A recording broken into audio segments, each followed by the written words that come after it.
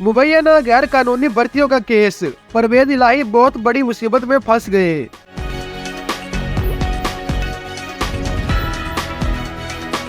Anti corruption अदालत ने Punjab assembly में मुबैना गैर कानूनी भर्तियों के केस की समाअत 8 जुलाई तक मुलतवी कर दी।